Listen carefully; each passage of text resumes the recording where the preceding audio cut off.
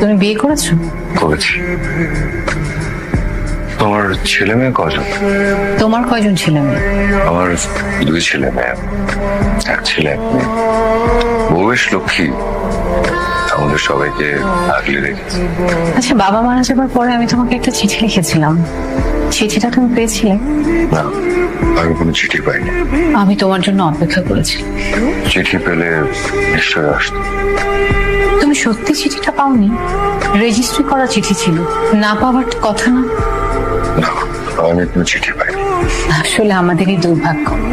অবশ্য চিঠিটা না পেয়ে ভালোই হয়েছে। চিঠিটা পেলে তোমাকে আগলে রাখার মতো লক্ষ্মী বউ কোথায় পেতে?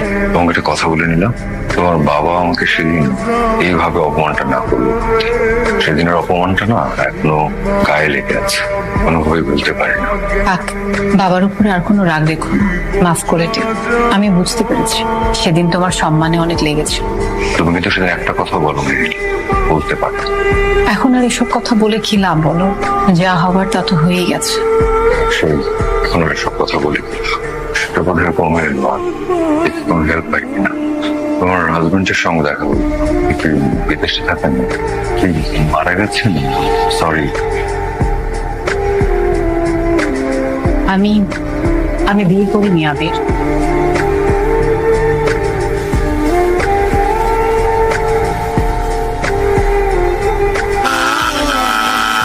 কি ব্যাপার, তোমার ফোন বন্ধ কেন? কি হয়েছে তোমার?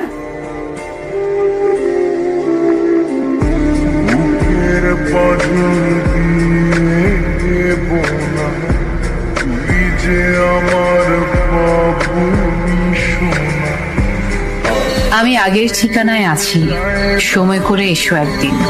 দুজনে কিছুক্ষণ বসি পাশাপাশি, চেয়ে থাকবো শুধু। ইয়া আল্লাহ, রিমেল, এত বড় ঘূর্ণিঝড়! আল্লাহ উপকূলের মানুষদের আপনি রক্ষা করুন। কে আপনি? কাকে চান? সরি, আমি আসলে কাউকেই চাই না। রাস্তায় আমার গাড়িটা নষ্ট হয়ে গেছে, প্রচন্ড বৃষ্টি, হাঁটু পরিমাণ পানি জমে গেছে, তো গাড়িতে বসতে পারছি না। রাস্তায় বোধহয় পোল টোল ভেঙে গেছে। আমি যে ফোন করে কোনো গাড়ি ডাকবো তাও পারছি না, আমার ফোনটাও চার্জ আউট হয়ে গেছে। আপনাদের বাসায় কি টাইপ সি চার্জার হবে? ইলেকট্রিসিটি তো নাই, আপনি চার্জ দেবেন কি করে? ও সরি, তাই তো। ঠিক আছে, আপনি দরজা বন্ধ করে দিন, আমি একটু বারান্দায় অপেক্ষা করি। সরি, কিছু মনে করবেন না, আমি আসলে বাড়িতে একদমই একা, তার উপর আবার ইলেকট্রিসিটি নেই। না না, অ্যাবসলিউটলি অলরাইট। আপনি দরজা বন্ধ করে দিন।